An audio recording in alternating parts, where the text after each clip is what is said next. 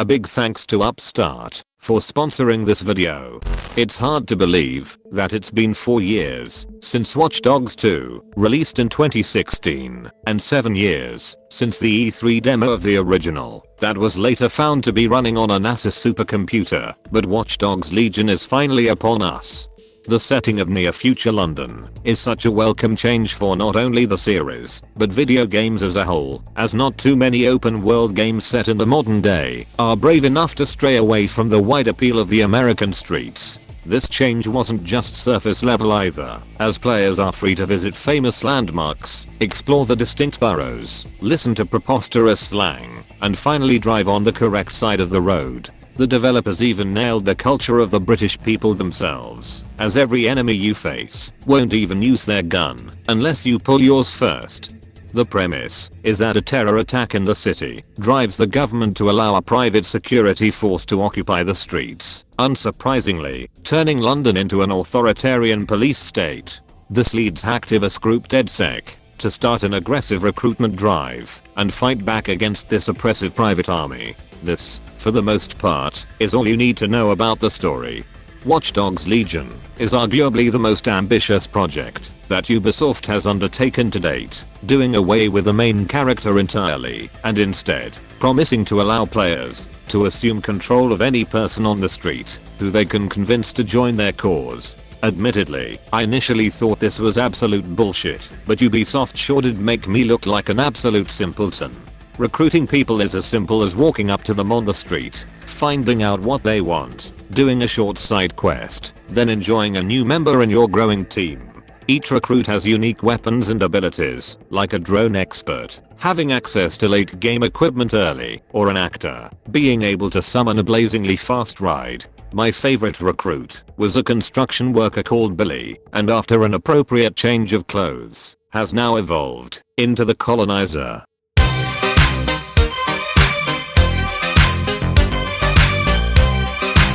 As you can imagine, not all recruits are made equal, with some outstanding candidates who need to be found in the field or unlocked by freeing an entire borough of the city. Every single recruit is fully voiced, and from what I can tell, somewhat randomly generated, which can have its downsides. In one instance, I was able to clear an entire section of the city because I wanted to unlock a hitman for my roster. After about an hour of gameplay, I was given control of this super strong character and immediately discovered that they must have learned how to run from the Ministry of Sully walks. An optimist, however, would put this point in the positive column, as each character I played seemed to have entirely unique takedown animations and even their own walking styles. Watch Dogs seems to have come a long way from the broody and perhaps generic Aiden Pierce from the first game, and despite many of its certainly mature themes, usually doesn't take itself too seriously. The disconnect between murdering bad guys and the usually upbeat dialogue of the characters is a problem that has remained from the previous entry, but if you play this game without expecting to find lasting consequences of your murderous tendencies, it's actually a lot of fun. The story is mostly tied together with the help of a friendly artificial intelligence named Bagley, who I had serious doubts about before launch, but he turned out being well written enough to be one of the best characters in the game. Say, do you reckon SRS uses this to watch people shag? Fucking hell, do they use it for anything but watching people shag? Characters who you recruit will talk in cutscenes and will even contribute to story mission dialogue, and although this was really fucking impressive, it sometimes led to moments where it just sounded like two NPCs talking to each other. This is in such stark contrast to the villains, who are so much more interesting than any characters the player could control, and I think the story does somewhat suffer for this decision. I think the reason the story of Legion seems comparatively weak is that, in my humble opinion, the strength of Ubisoft's writing is heavily weighted on its characters, as opposed to an overall storyline. I couldn't remember a single detail of the Watch Dogs 2 story, but the kinship between Wrench, Cetera, Josh, and Marcus Brownlee always seemed to be way more of a driving force for progression. The gift of Ubisoft seems to be in their ability to create charismatic characters that you care about, but with that taken away in Legion, the story seems far less engaging, as you instead play as a handful of NPCs, of who you never quite become fully attached. I couldn't help think that if Ubisoft wanted to keep this idea, they would have been better served to write a smaller crew of characters, as once you realize that most people within the world aren't worth the effort to recruit, you're unlikely to go after citizens who don't offer something special. These criticisms aside, the core gameplay itself has absolutely benefited from around a decade of previous development. The driving, which was vastly improved in the previous entry, has been even more fine-tuned this time around, and although it would have been nice to buy communal cars for your team, or have a bit more vehicle variety overall, vehicle mechanics have never felt better for the series. Shooting also feels particularly excellent. Enemies never felt like bullet sponges, people always reacted to being shot, and the weapons were overall easy to enjoy. The character swapping did however seem to limit the loadouts that could be taken, as beside a few universal non-lethal weapons, most of a character's guns and equipment are tied to them personally. It's understandable that each character specializes in specific weapons, but I did prefer the more customizable approach of previous entries. One aspect that I thought was a slight missed opportunity was the melee combat system. In Watch Dogs Legion, the close quarters combat is much improved from what's come before, with guard breaking, dodging, and counter-attacking making up a simplistic but competent system.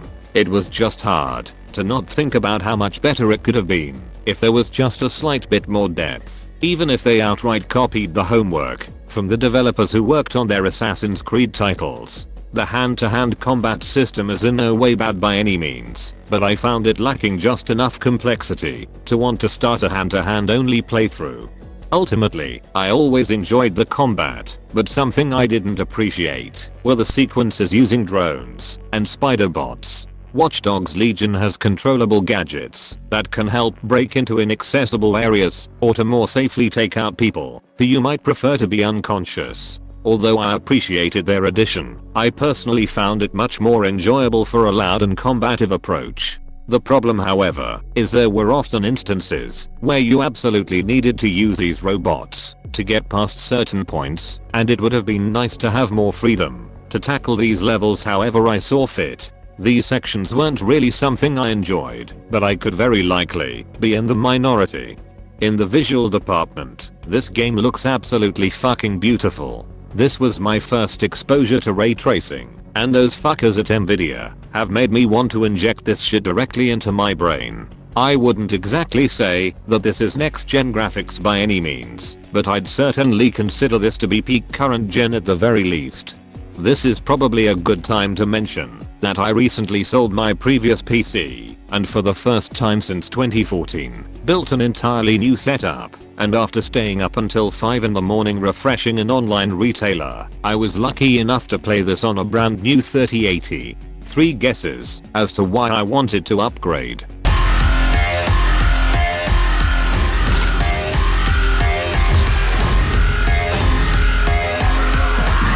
With this being said, many players have reported underwhelming performance with similar hardware, and I was very consistently dropping below 60 frames, with a 1440 resolution, and most settings maxed out. I should also mention that this was with the DLSS turned on, which for those who don't know, is essentially real-time, deep learning, upscaling technology that will run a game at a lower resolution and use artificial intelligence fuckery to assume those extra pixels. For example, this allows people to play at what is essentially a 1440 resolution, but at the processing power of 1080. DLSS is a must for people who want to crank these graphics to max settings, as I was only able to get around 20 frames a second when it was turned off. As much as I love Ubisoft as a publisher, they've never been very good at optimizing games for PC. This is about the extent of my criticism for Legion, but there were some other minor gripes, like becoming wanted without any witnesses, an MMA champion getting beaten by a pair of low-level grunts, and although having great radio shows, it would be nice if I didn't have to listen to the same fucking conversation for the 15th fucking time. The good news is that despite all of this, Watch Dogs Legion is still really fucking fun, and probably the most approachable open world game they've released in a while. There's no level gating, or bullet sponge enemies, hacking has become more fluid and easier than ever, and Ubisoft seem to have cut down on a lot of filler content and have instead focused on making more compact and fun things to do. It seems that in most instances, Legion is a remix of what we've seen before, and although there are a few parts that some fans might miss from those previous titles, they are usually replaced with far more upsides that still leave it a worthwhile entry. About here is a good time to talk about their in-game shop. Like most people on planet Earth, I would prefer if the in-game shop didn't exist in Watch Dogs Legion, or in any single-player Ubisoft game for that matter. I firmly believe that Assassin's Creed Odyssey would have been around 20% more enjoyable if it wasn't for progression being halted in order to sell experience boosters. With this being said, despite shitty map hacks that can be bought for around $5, everything else I could find was purely cosmetic purchases. The reason this didn't really bother me as much as I'd anticipated is that I was able to play Watch Dogs Legion for less than a bottle of water at a petrol station. So if you keep it between you and me, I'll tell you how you can do the same. Ubisoft has a subscription service on PC for $15 a month, and this gives players access to every single Ubisoft game day one, as well as all their season passes and premium editions. For those doing the calculations in their head, this does indeed mean that if you felt so inclined, you could start and finish both Watch Dogs Legion and Assassin's Creed Valhalla Ultimate Editions, and instead of paying $300 for both, you would instead be paying a measly $15 a month that you can cancel at any time you so choose. Almost any way you slice it, the subscription service is just stupid levels of value, and I'd strongly recommend it to anyone who's looking to play Watch Dogs on PC. This has been a brief overview of Watch Dogs Legion, the title that's easy to play, enjoy, and ultimately afford. There's a saying that there are no bad games, rather bad price points, and if this holds true, I couldn't help but feel like for once, I was the one getting the better end of the deal. Very rarely is money not a factor in a decision-making process, and no one understands this better than today's sponsor. If you're like myself, who has an enormous debt they'll be paying off for the next 30 years, then you'll know the importance of low interest rates, and this is where Upstart has your back. Remember when this was a fucking gaming channel? Upstart is an online lending marketplace that doesn't treat credit score as the only fucking metric on the planet, and instead provides loans based on common sense things like job history and hundreds of other more relevant factors. Because as Einstein once said, if you judge a fish by its ability to climb a tree, they probably couldn't pay off a credit card. If you need a loan, there's no reason to not check out your rate on Upstart, because you'll either get a better deal than what you could otherwise find, or you rest easy in the fact that not even a company founded by ex-Google employees could help you.